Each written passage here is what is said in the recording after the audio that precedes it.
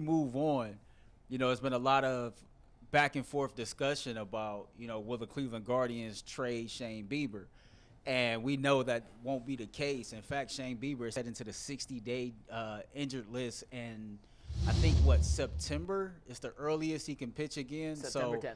I'm not gonna phrase it like I phrased it in the pre-show meeting, but where the hell do the Cleveland Guardians go from here? Jason, you want to start? I don't know. I have a half guess. It's been a crummy year all the way around. Like, it's been a bad year. And Zach Meisel and I actually just penned a piece that might be up now on The Athletic. Should be going up this morning. And one of the questions was like, what do you do if you're Chris Antonetti? What do you do at the deadline? I'm like, I don't know. Like, their inability to swing this prospects for proven starter, proven hitter trade is really what's kind of plagued this organization for a couple of years. It's forced them to make 40-man roster decisions, and as a result of that, they've had to give up on guys like Nolan Jones and Will Benson, who are thriving this year. And it all stems back to the inability to make a trade. And you can't trade Shane Bieber now. McKenzie's obviously out. I don't know if he's going to pick up a ball again before 2025. I don't know what trading Aaron Cavaliers, what does that really accomplish? The more I thought about it, and, I think that there is some questions about his durability, and I'm sure that's frustrating for the organization. But at the same time, he's going to second year of arbitration. He's making, I think, $3 million, $2.5 or $3 million this year. It's a great deal. He's going to make $5 or $6 million next year. Where else are you going to find a starting pitcher who can give you that productivity for $5 or $6 million? Unless you're getting blown away with an offer, and we're going to add even more prospects to a 40-man that already can't hold them. I just don't know that you're going to get the return for Savali. I think you're better off bringing him back. We've already seen this year that Quantrill's been a disaster and injured. McKenzie, Bieber. There's always a need for starting pitching. I think this is probably just a stand pat at the deadline type thing. I don't know. They haven't been able to pull off a trade to this point. Obviously, you're not buying a rental right now. If you're buying someone, if you're making a buyer's trade, you're buying someone with multiple years of control. Those guys come with a higher price, but you want someone with at least 2 years left, if not 3. Maybe someone who's in their first year of arbitration, and it's hard to pry those guys loose. So they're really in a tough spot. It's really just been a crummy, miserable year all the way around. It's frustrating given the high expectations of last year. Guys probably overperformed a little bit last year. They had a lot of things go their way. They won a lot of 1-run, 2-run games that they've lost this year, and the pendulum has just sort of swung the other way. I don't know really that there's a reason to do that much activity. Maybe I'm wrong. Maybe they trade Savali. I just don't know that I don't know what you're going to get out of it. I just think you kind of stand pat this year. That answer, I don't disagree with anything you said, and this is the season from hell from the Guardians. Literally, everything broke right for them last year, from rookies who they didn't expect to have big seasons coming through time after time after time again. Every break in extra innings, their record in 1-1 games was unbelievable. And then this year, it's been the complete opposite. It's like they used all their good luck points last season. They have literally nothing to wring out of the good luck paper towel left because guys are getting hurt, guys aren't hitting, the guys you expected to be there who had been durable throughout their careers are now getting hurt. It just seems like nothing can go right, and that's the most frustrating part because they're still, even with the Twins playing better and the Guardians being, I know they lost last night, but they're not out of it yet. Like, they're still very much in the thick of a playoff race, but there's no real way to improve this team, and there's no real way to sell it because you have nothing to sell. They're stuck in limbo, and being in limbo is the worst thing you can be in sports. Either be good or bad. Being just average is the worst thing you can be. The Guardians are the equivalent of a lot of Americans who work paycheck to paycheck. They don't do something in their career of choice. It's just a job. But they have kids and they have bills, and they got to keep going to work. And so basically you live this existence where you're just skating through life. You're not really living life to the fullest. You can't go on many vacations. You can't plan anything around your little small paycheck. But at the same time, you can't quit your job because you got a kid. You got responsibilities. So what ends up happening is you just existing. You're just there. And that's just, the Guardians are a team who have no room for error. Like, for them to play well, for them to be in contention, true contention, not making the playoffs and doing something in the wild card or maybe winning the first round game, they need multiple things to happen right.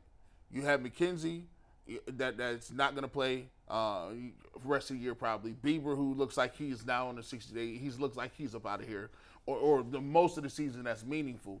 And so now you depend on young pitchers, and you know what happens with young pitchers. But at the same time, when you bring up 3 young pitchers at the same place at the same time, now they got them on pitch counts for the year. You better guarantee that they got a total number of pitches Williams, Logan, and Bibee are going to play. And I wouldn't even be surprised if they even did make a playoff run, that they would still shut those guys down. Yeah. And so you don't have the availability of any veterans. They're going to have to shut down their best players, even if they get there. And they just don't have a major league. They're not a major league hitting team. The Guardians are a AAA style team. Like they just don't have power at the places you need to have power. And it's frustrating because you see it in games. The Guardians can be ahead the whole game, playing well, pitching well. Everything looks good, and all of a sudden, because somebody comes up 2-run home run, 3-run home run, you're losing. It's just difficult for them to consistently sustain wins, put long games together, and I just think that's just part of them being who they are. And this year, with the people hurt, it's going to be too hard to call back. Yeah, Earl asked the question, where do they go from here? I don't have a definitive answer, but here's my guess. You have to rely on the young guys more than ever, and I know that these are the future of the organization, at least the next 5-6 years, so they're not going to completely throw their arms out, but they kind of have to. They don't have a ton of other options. Do you know Tanner Bibee's second on this team in innings pitched this year? That's crazy. And Logan Allen's third? He's been in the minors. 2 guys, Allen has bounced back and forth, but those are 2 guys who didn't start the season on the major league, or in the major league rotation. Second and third. Savali's 5th. Savali's missed time. Mm-hmm. Bieber's first, and now he's out. Mm-hmm. And then Quantrill also out. So that's your top 5 guys in innings pitched this year. You have to rely on Gavin Williams to be, like tomorrow, the pitcher they hope he could be in 2 years. Yeah. You have to hope Tanner Bibee tomorrow is the pitcher they hoped he could be in 2 years. Logan Allen, and all 3 of those guys, by the way, have been pretty damn good. They all have sub-4 ERAs, including Savali, if you want to add, who has a sub-3 ERA. Those guys have to sustain that level of success, which, for the top 3 at least, we've never seen before because it's their first season in the majors. But to me, what has to happen is, and I would not bet on this happening, but it's the bats have to wake up. You obviously don't have the horses in the rotation right now to sustain a playoff push. It comes down to this offense, and can guys like Quan, like Jimenez, like Josh Bell, find that offensive spark that we had hoped they'd have from the get-go, that they haven't had thus far, and rejuvenate this offensive attack, which right now ranks 25th in Major League Baseball with 4.2 runs per game. What's up, bro? All right, so to the point of everything you said, because I really agree with it, I was going to make this point yesterday, and I didn't check the numbers after the game. Jason, correct me if I'm wrong, but Quan was something like 15 for 39 with 2 home runs and only 1 strikeout after the All-Star break. So clearly his bat is waking up, and I think that you can afford to have some more, bats come to life, and maybe we'll be okay. We're 4 games now behind the Minnesota Twins. It seems like they're getting hot, and yet we couldn't even beat the damn Royals yesterday. So outside of the bats waking up, if we're going to stand packed, is there anything that we can do to try to counteract the injuries and the amount of injuries we had to the starting pitchers to where we are not pitching 8 guys out of the bullpen every game? Well, the bullpen's been a disaster too. I mean, Clase's been okay. His numbers are great, but if you watch him pitch every day, he hasn't been the same guy. And who do you trust outside of Clase in coming out of the bullpen? Maybe it's time to bring Karinchak back, and I get it, but he hasn't walked. I think he's walked 2 guys in the month of July in Columbus, so it might be time to give him another look. But there's just too many holes in the dam, and Franmil Bell is hitting better. I have to give him credit. I was looking at some of the numbers yesterday, and he is better than I thought he was. I was so frustrated with how he has gone. Naylor has been terrific. Quan has been better, so the offense might be figuring itself out. It's by no means, murderer's row, but some guys are finally starting to round into form a little bit. But the injuries to the rotation have just been so devastating. I think we'll probably have clarity on McKenzie sooner than later. I thought actually we'd have it by now, and hopefully within the next week or 2. We're getting to the point of he's going to have to make a decision here, because if he does have to have Tommy John, then obviously you don't want it to impact the start of 2025. So I would think in the next couple of weeks here, you're going to hear some news one way or the other, maybe probably hopefully within the next 2 weeks on the McKenzie decision. But if McKenzie has surgery, what's your rotation for next year look like? You know, if Bieber's not here, they're probably going to trade Shane this winter. I mean, you're counting on Gavin Williams, Bybee, Logan Allen to maybe hold the top 3 spots. You know, Quantrill, is it Savali? Is it Xavier Curry? Like, who's – I don't know. Like, suddenly your rotation for next year. A lot of question marks. There are a lot of questions. And so I'll tell you what, quiet as kept, Jose Ramirez will be 31 in coming up here. Yeah, baseball age a little different, though. But still, you're right. I mean, he's 31, and he's not having a particularly good year. Actually, he's on pace for one of his worst years. Not going to say that he's going to fall off a cliff, but my apprehensiveness about the future of the roster is we've always been able to say, oh, at least we got Jose. We got Jose. At least we got that. He's getting older.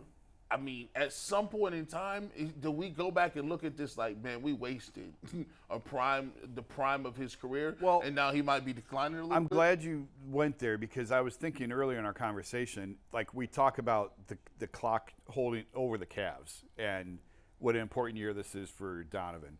We talk about the clock with the Browns and what a huge year this is, not only for them and for Kevin, but the Miles discussion, the Nick Chubb discussion. Like, this whole thing could unravel if this thing goes sideways for them. We're getting there in a little bit, by the way. With the Browns? Yeah, we're going to get there in a sec. Well, I don't feel the Guardians are in that same category because, I mean, listen, you never want to have a wasted year, ever, in any sport. It's never a good thing. But the urgency doesn't there.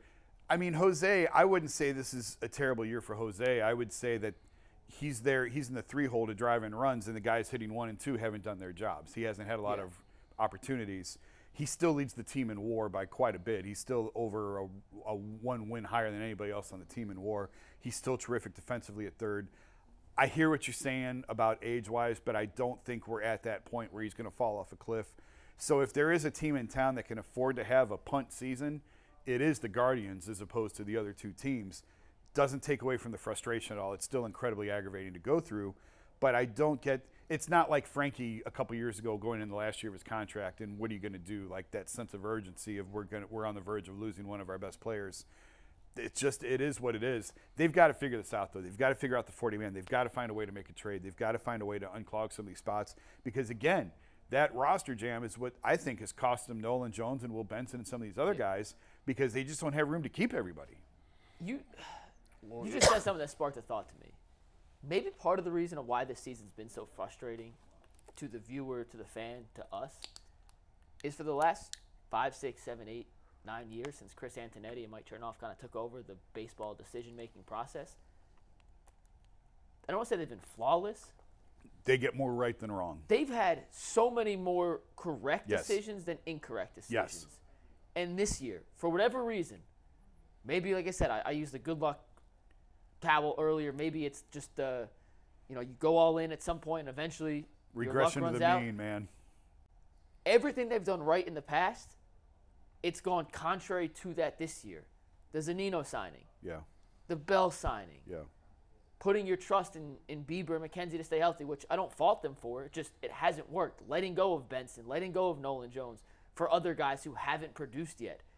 They have built up such a cachet of good karma and correct decisions that now this year when it's, I don't want to say crumble, that's not the right way to phrase it, but that it's all not gone exactly how they thought it would for the first time in a decade, it's like hard to accept that. Yeah. Because for the last 10 years, they've been so good at making the right decisions, and now obviously 1 year is not going to completely throw them off, and I'll see you in 1 sec, Earl. But now that it's not working, it's like, why not? And I've had why not? And I've had conversations with them in the past about, like, with the organization about, you guys nail everything. How do you do this? Like, you always get it right.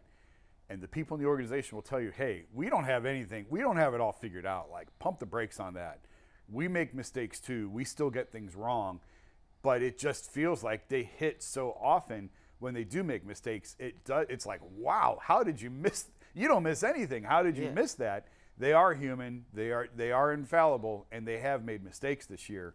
And it's just, it doesn't happen very often, but when it does, it's glaring. They're like Earl. When Earl sends a rundown, you expect it to be flawless. And then one day he sends out a rundown with a topic, you're like, I don't love that. You're like, Earl, what the hell, man? So what's up? Well, new information was presented to me late last night, so I had to make an executive decision to change that rundown up. But I'm listening to you all's conversation, and I don't know if I say I can agree with the fact that they made a mistake. I just think it's a situation to where it didn't work out. I think every move that they made in the offseason was the right move. You attempted to add power to the lineup, right? You attempted to, add depth wherever you needed to add depth. And I look at it like, we talk about guys who didn't pan out that you signed, but what about guys like Oscar Gonzalez? I remember me and you used to have the conversation about him and Will Brennan, right? Or Gabriel Ayers, a guy that I've learned so much about before the season started from you all. These are just an example of guys that I think they were banking on taking the next step, and they just didn't do it. And I believe, just from a casual standpoint, that Chris Antonetti always has a plan, and because things have worked out the way that they have more often than not, that, he didn't have to go to a contingency plan. But I'm wondering, is there any contingency plan that you can have for what's currently going on right now? Can I say one thing before we answer that? I think you're right that we all like the moves of Zunino and Bell in the offseason. Like, we all thought that was the right move. I'm calling them a mistake now, especially the Zunino one. They DFA'd him. So, they identified a need. He just wasn't the right fit. Mm-hmm. So I think we can't call that a mistake. Bell, he could turn it around. But, as of today, right intention, bad result is still a mistake. So I see what Earl's trying to say, but I do think we can say pretty confidently that Zunino was a mistake. They could use that money elsewhere, even if the idea was right. And two, some of the guys that they've entrusted this year to be key contributors, like an Arias, just hasn't been good. Hasn't been good, and guys that they've let go instead have been in, granted, not a ton of plate appearances, so it's a small sample size, but those guys have been objectively better than some of the guys they kept on. So when I said mistake, that's kind of what I lean towards more than criticizing them for the decisions that they made to bring in those players. There's two glaring mistakes. One of them they continue to make. Like, Oscar Gonzalez will play, 25 games? Something like that? And he's wasn't a lot, yeah. And he was buried. He's still buried in the minors. He's and I'm like Jason. Look, I don't know what he did. I don't know if he sent a bad email to somebody. I don't know if he ate too many turkey sandwiches in a clubhouse or what happened. It doesn't look like they like the guy. They just don't like him. I'm just sometimes, let's be clear. Sometimes people don't get along with somebody because there's no reason you have a lack of power in your outfield, and this guy was able to give you be a sense of power, a young guy with a bat, and you don't play him because he's undisciplined at the plate. Well, listen, there's a bunch of disciplined guys that still can't hit. Miles Straw, that's the next one. Miles Straw is the second. It's inexplicable. They're now looking like they're platooning him back and forth where he's not starting every day. Yeah. But and you gave him a contract. You gave him money. Yeah. I thought they took way too long to bring Bo Naylor up. He was hitting the ball well, and they didn't bring him up. So for me, there are glaring things that they've done where it just seems like they're really stubborn, and they never seem to be a stubborn organization. They always seem to be level-headed and always had a plan to what they was going to do, whether you agree with it or not. But some of the moves this year, it just baffles me as to why you're not moving. These are clear, easy moves. These ain't like three-dimensional chess. These is checker moves. You don't have to be Bull and have 17 different fantasy baseball rosters and know every single player in the league to see that some guys aren't performing at a level that they should be to be an everyday starter. But I would also say in their defense, everyone was screaming for Bo Naylor. Bo Naylor's hitting under 200. Yeah. There's a reason. I think you're seeing why he was in the minors as long as he was. And I understand. But they got to play him at some point, right? Yes. But at the time, they're trying to win a division, and I think you're trying to give Zunino every opportunity. I'm just saying, it's not like Naylor's come up here and set the world on fire. Where if he was up here hitting 350, I think you can scream, why did you leave him in the minors this long? He's hitting, I think, like $190. So, he's showing you why he was in the minors as long as he was, because he's not a finished product, and hopefully he gets there at some point. But, I mean, it's been a slow process. I'd rather play all young dudes. I'd rather play Gavin Williams, Bybee, Allen. Bring up George Valera. Bring them all up. I'd rather see them than the old dudes, because at least you can tell. At least I could go to the game and you admitted to me, well, look, what we're trying to do is a youth movement. We're giving our guys opportunities to win positions out here, and at least we'll have some hope. Like, hey, next year we'll be good. We can see what we're talking about. And I think in a perfect world, if the Guardians were where they were today, in any other division of baseball, they would have already done that. Yeah. But the issue is they're 4 games out of first place. The Twins have been as inconsistent as the Guardians. They've had a little better luck in 1-run games. But essentially, they're 4 games back. They're one good weekend away from being half a game out of first place. And that's why you can't fully punt. But what I'm saying is I don't believe that with their young players it's a full punt. I just think their young players might be their best players. And that's fair, too. And obviously, with 2 minutes left, we can't fully get into this conversation. But, Jason, at what point in the season, and we may have already passed that threshold, do you start playing for next year as opposed to going all in for this year? Well, where does development override? Today is what, the 25th? Yeah. You're going to know in a week. Well, no, Because if Ahmed Rosario gets moved for a single-A prospect or for a reliever or whatever, and you free up shortstop, now you can play Arias every day or Rocchio or Tyler Freeman. Maybe move Jimenez to short and play Freeman. If they do move Savali, I don't know who you're going to bring up beyond him. Joey Cantillo I don't think is quite ready yet, but he's another name to keep in mind. But I would like to see them move off Rosario, sort of to your point. Open that spot up, because if you don't figure this out now, it's going to bleed into next year. Yeah. And you've got to start getting answers, particularly at shortstop. You'd like to know Oscar Gonzalez, is he a yes or a no? You want to get a look at George Valera, is he a yes or a no? Because you have hard decisions to make. I would like to see Quan be the center fielder next year, and you come up with 2 corner bats, whether by trade, free agency, whatever. You've got to have 2 guys who can hit the ball out of the ballpark playing right field and left field next year. One question, I'll send it to Earl, and you may not know this, you may know the guy they drafted in the first round last year, Chase DeLauder, out of James Madison's been killing it with Lake County. I know Lake County is a far way away from the majors, but is that a guy, if he continues to swing a hot bat, we could see in the majors next year? No, I think far away? I think it's too far away to go from single A. I mean, maybe by September next year, August, September. But not a guy you could. No, Judkenzie Noel, I think, is a guy probably ahead of him in terms of another minor league bat maybe that you would see. He was a guy that they protected over Oscar, so that kind of tells you he was an A-ball, and they protected him over Oscar Gonzalez a couple years ago when they really were in that pinch. Yeah. So that would be the name that I would watch before DeLauder. DeLauder is, I don't know if you guys have seen his stats. And once again, it's the Lake County Captains. It's A-ball. Take everything with a grain of salt. The dude can rake. Yeah. He's hitting like 389 in 15 games now with a couple homers. And he looks like he was a first-round pick, so obviously high expectations. But he looks like a guy who will eventually swing a major league bat. I mean, he could be in Double-A by the end of the year, start next year in Double-A. Make his way up. But not a guy you can count on heading into Not the in season. April. Fair. You're not going to count on him in April. Fair. What's up, Earl?